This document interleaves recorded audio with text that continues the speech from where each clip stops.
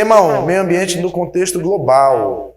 Então vamos falar um pouco sobre a história, né? Rapidamente, lógico, aquilo que for mais relevante, a gente vai apresentar os highlights do contexto global, do meio ambiente, juntamente, e isso não pode estar dissociado com a Organização das Nações Unidas. Então, sempre quando a gente falar sobre o meio ambiente num contexto global, a gente vai estar associando as Nações Unidas, muito embora a gente sabe que a preocupação em relação ao meio ambiente, ainda que muito diminuta, ela antecede a própria criação da ONU.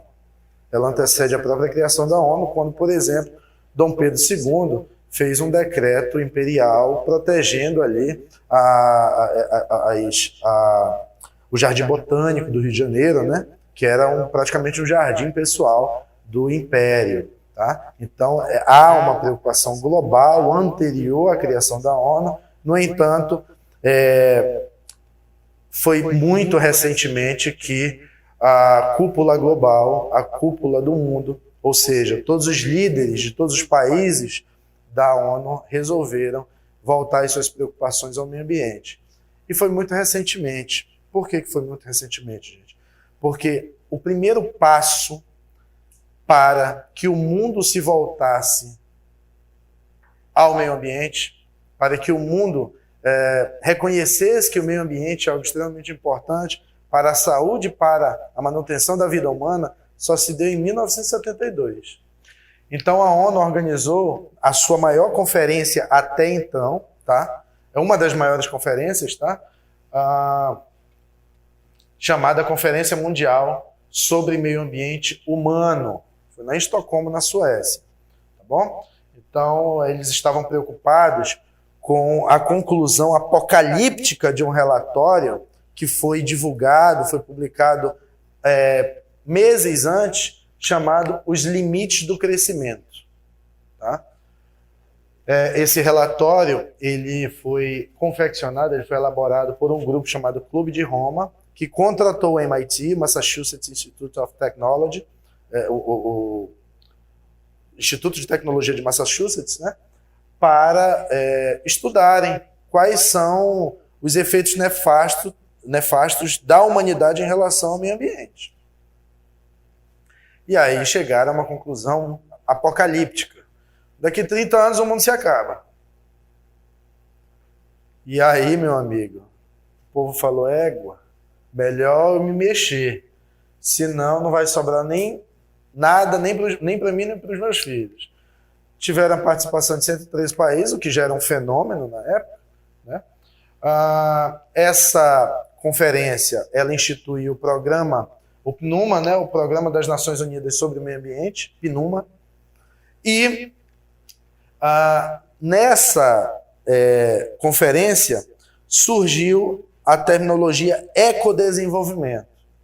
Essa terminologia ecodesenvolvimento foi o embrião do termo desenvolvimento sustentável. Em 2002, percebam um detalhe, gente.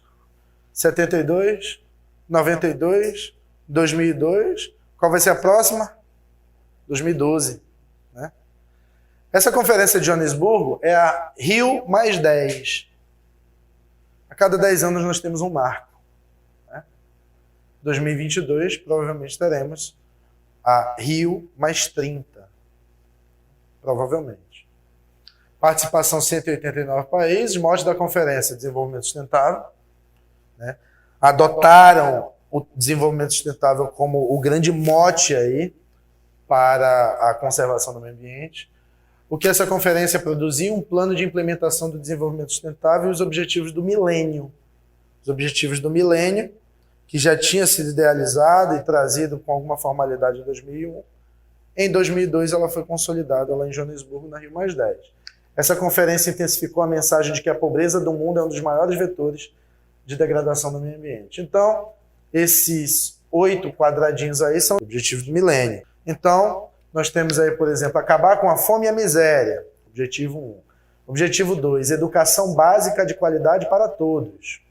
Objetivo 3, igualdade entre sexos e valorização da mulher. Objetivo 4, reduzir a mortalidade infantil. Objetivo 5, melhorar a saúde das gestantes.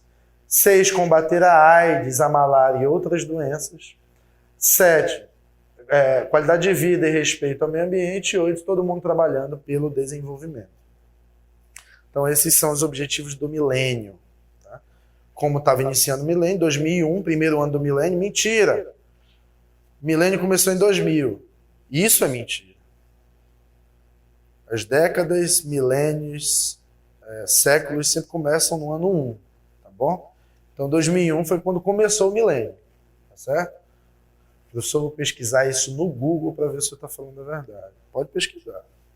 Então, essa é a logomarca aí do World Summit on Sustainable Development, Joanesburgo 2002. E aí, eu quero também apresentar algumas COPs, algumas conferências das partes, as 3 que eu considerei mais importantes aí, porque dizem respeito à economia e ecologia. Aliás, não é coincidência a palavra economia começar com eco e a palavra ecologia começar com eco. É porque as duas palavras têm a mesma raiz grega, não é nem latina, é grega. Eco significa casa, oikos em grego. Então, economia, norma da casa. Ecologia, estudo da casa.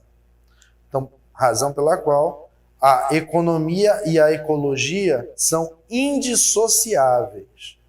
Daí a expressão desenvolvimento sustentável, que a gente já vai ver o que é. Então, protocolo de Kyoto. Alguém já ouviu falar? Evidentemente que sim. O que era o protocolo de Kyoto? Era uma tentativa de fazer compensações de emissões atmosféricas de gás carbônico.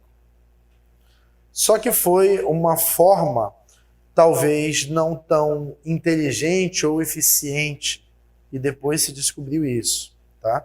Porque eles queriam fazer no mecanismo compulsório, chamado Mecanismo de Desenvolvimento Limpo, o MDL, e aí, à medida em que a coisa foi evoluindo, percebeu-se que outros mecanismos dariam tão certo quanto o MDL.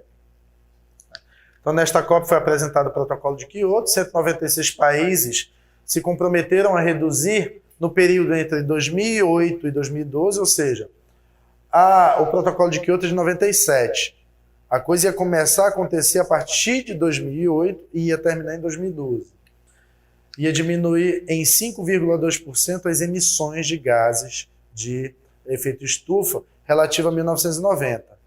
Então, iam calcular quanto se emitiu em 1990, iam diminuir 5,2%, e o mundo global ia emitir 5,2% a menos daquilo que foi emitido em 1990, e essa meta teria que ser atingida entre 2008 e 2012. Conseguimos? Claro que não.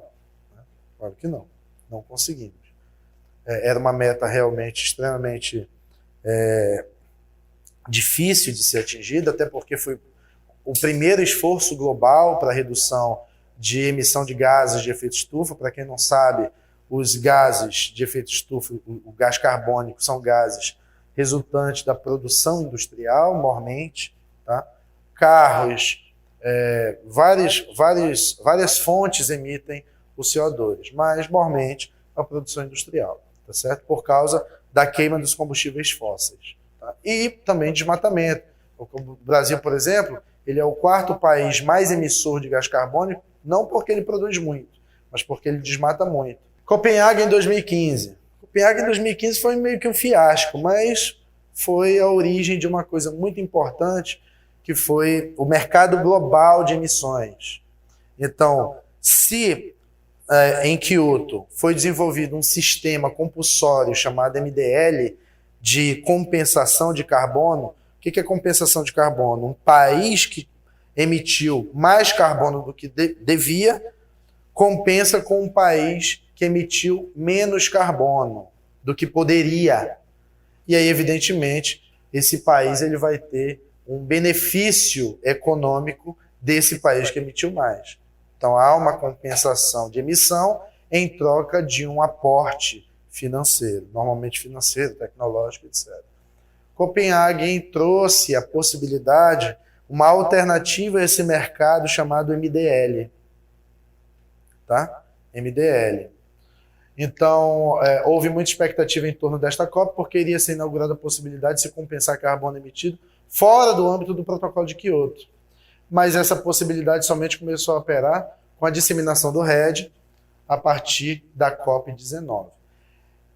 E aí veio Paris, né? O Acordo de Paris, professor, só vivo ouvindo essa história de Acordo de Paris. What the hell is that?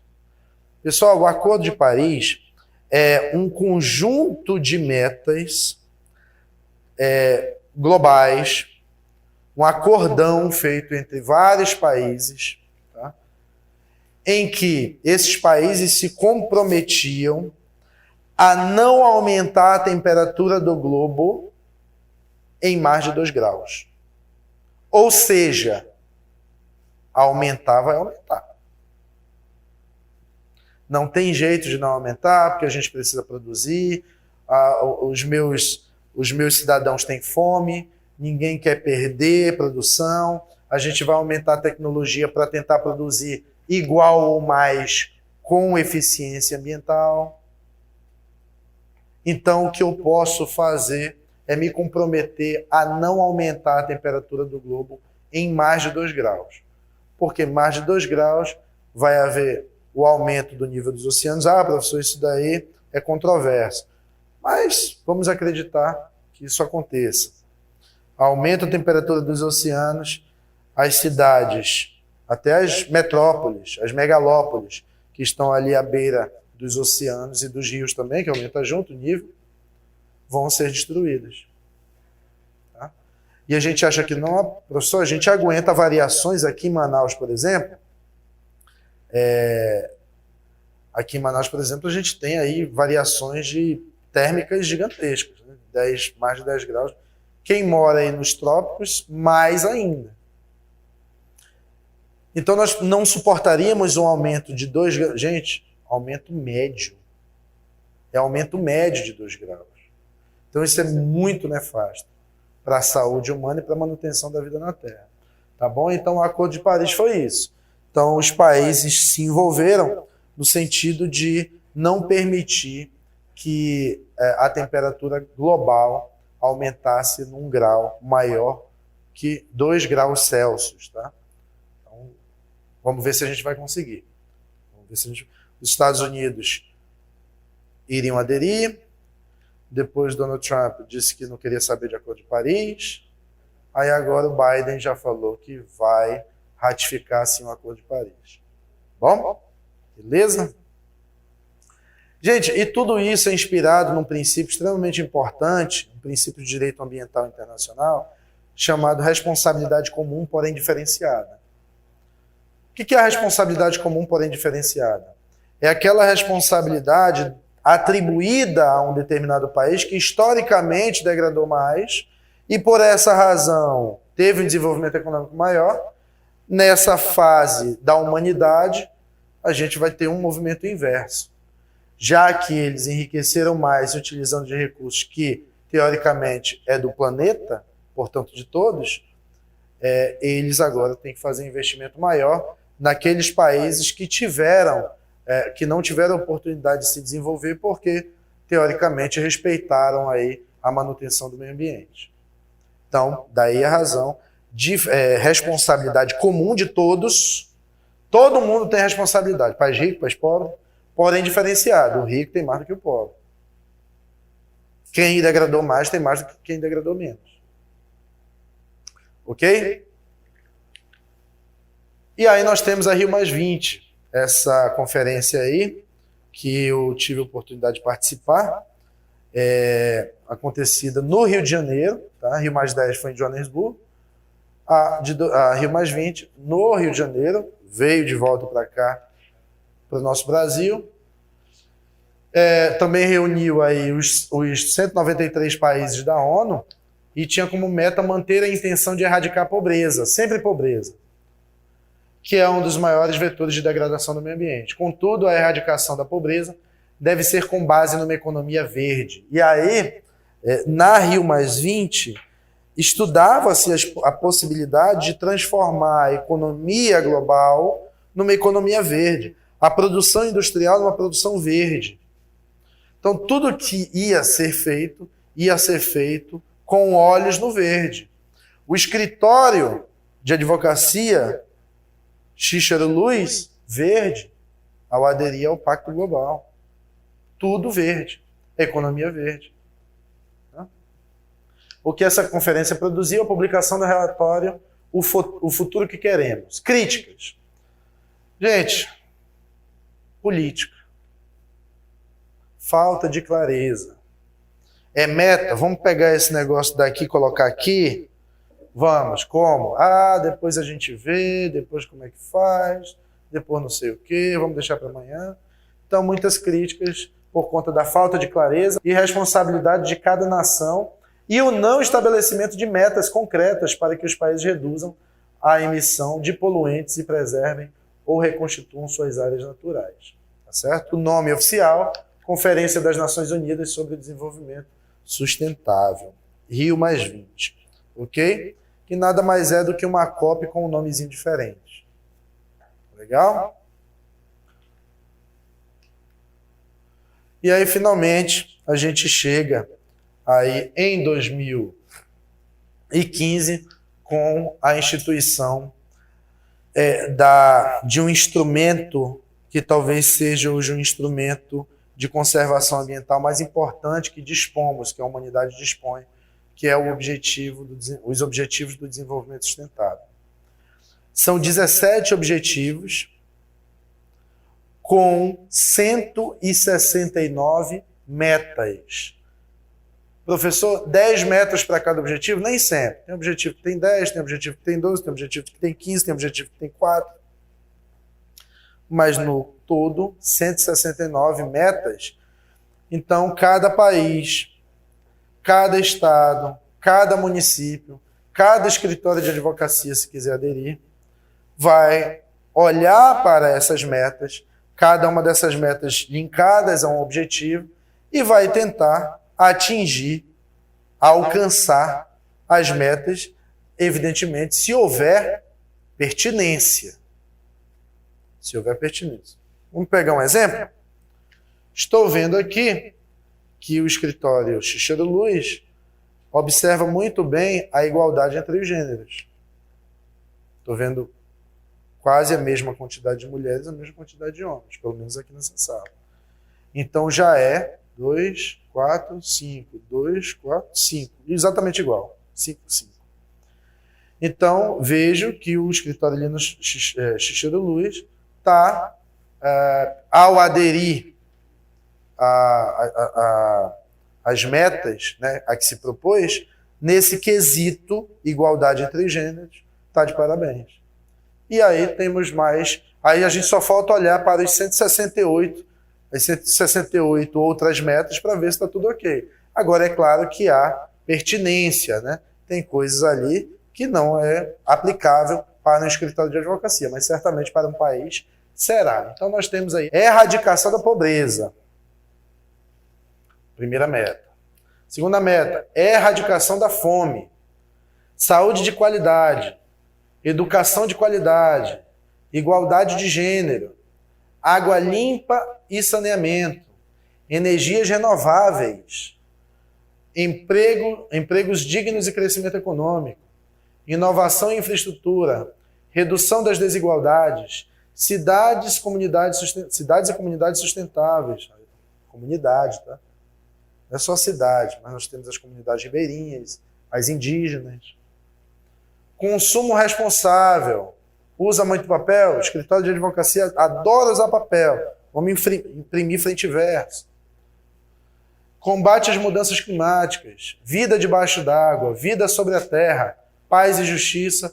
Parcerias pelas metas.